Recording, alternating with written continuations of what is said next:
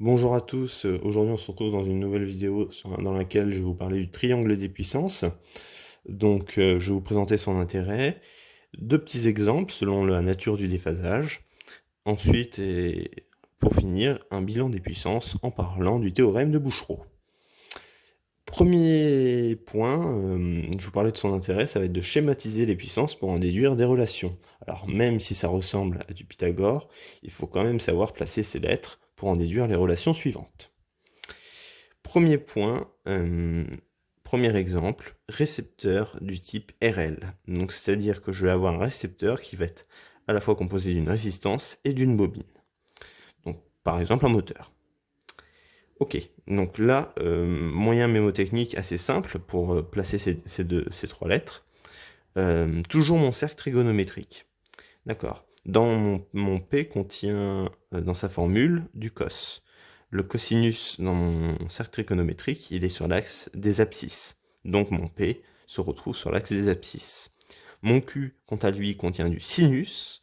Donc il est placé sur l'axe des ordonnées. Et enfin mon S vient terminer ce triangle avec l'hypoténuse. Donc S sera l'hypoténuse de ce triangle. Voilà, ça c'est dans le cas d'un déphasage inductif. Donc, quand on a une bobine.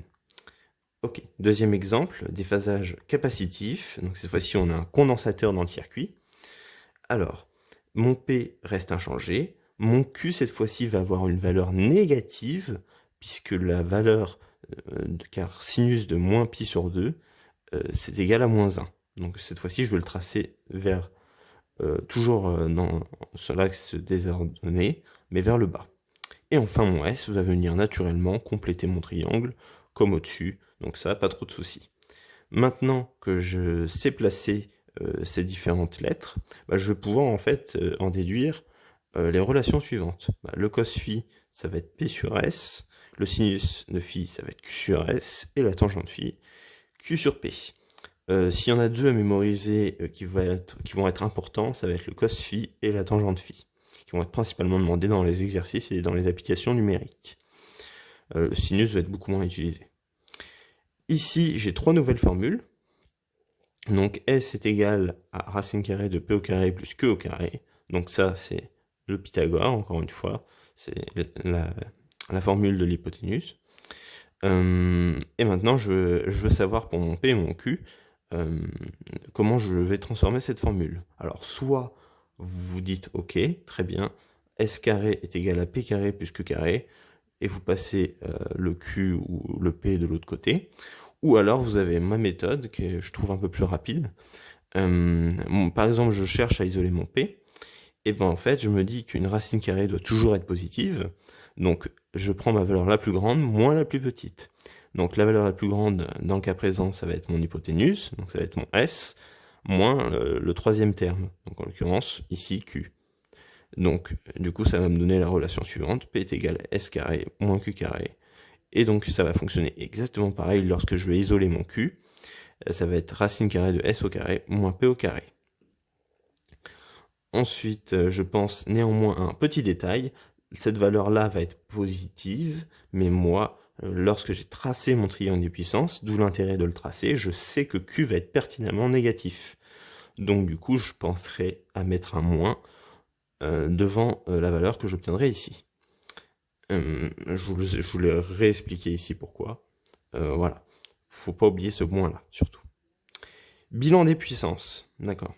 Donc là, supposons que j'ai trois objets, d'accord, donc qui ont chacun une puissance active, réactive et apparente, différentes, voilà. Je les ai tracés sous forme d'un petit tableau. Et moi, je veux connaître ma puissance totale active, ma puissance totale réactive et ma puissance totale apparente. D'accord. Donc là, je vais utiliser ce qu'on appelle le théorème de Bouchereau. Donc le théorème de Bouchereau nous dit trois choses en fait, voire même quatre. La première, c'est qu'on pour le calcul de la puissance totale active, c'est la somme des puissances, donc c'est-à-dire que je vais additionner P1 plus P2 plus P3, et ça va me donner PT, donc mes puissances totales, qui va se noter donc P indice T. Et ça va être exactement pareil pour mon Q, donc Q total, Q indice T, ça va être la somme des Q, Donc Q1 plus Q2 plus Q3. Pour mon calcul de ST, alors là, la puissance apparente totale n'est pas égale à la somme des puissances apparentes. Elle est définie par la formule suivante. S est égal à racine carrée de P au carré plus Q au carré. Donc bon, là j'ai oublié de mettre les petits indices ST, PT et QT, mais je pense que vous avez compris comment ça marche. Je tiens à préciser une dernière chose, on ne multiplie pas les facteurs de puissance entre eux. Donc ça c'est très important. C'est-à-dire que les cos phi, sinus phi ou tangente phi, si vous les obtenez par l'intermédiaire de calculs tiers, ne faites rien avec, parce que bon, ça va être des résultats forcément maximum de 1, compris entre 0 et 1, et il ne faut surtout pas les multiplier entre eux, ça fausserait tout ce tableau. Et ça fausserait donc, vous utiliserez donc plus le théorème de Bouchereau. Donc 4 choses, les puissances actives s'additionnent, pareil pour les puissances réactives, les puissances apparentes ne s'additionnent pas, c'est donc je vous rappelle que la puissance apparente totale, c'est donc la racine carrée de P, la puissance active totale au carré plus la puissance réactive totale au carré. Et enfin, je vais vous donner les unités dans lesquelles elle s'exprime et un petit moyen mémotechnique. Alors, pour P, ça va être très simple. P, dites-vous, c'est la puissance la plus commune. Elle est chez vous partout. Elle est exprimée en watts. Donc, vous l'avez sur pratiquement tous les appareils électroménagers d'inscrits, même sur les ampoules. Enfin, vous l'avez partout d'inscrit. Pour Q, ça va être en volt-ampère réactif. Alors là, j'ai un moyen mémotechnique très simple. Ça va être, donc Q, c'est la puissance réactive, d'accord. Et la formule de Q, c'est U fois I fois sinus phi. Le sinus de phi lorsqu'il vaut 1, donc je vais en fait finalement avoir juste du U fois I, donc une tension fois une intensité. La tension s'exprime en volts et l'intensité en ampères, donc je vais avoir en fait des volts ampères et réactif, d'où le nom de la puissance. Et ça va être exactement pareil pour le S. Le S, c'est U fois I. Donc c'est encore plus simple, c'est une tension fois une intensité. La tension s'exprime en volts et l'intensité en ampères, donc c'est des volts ampères.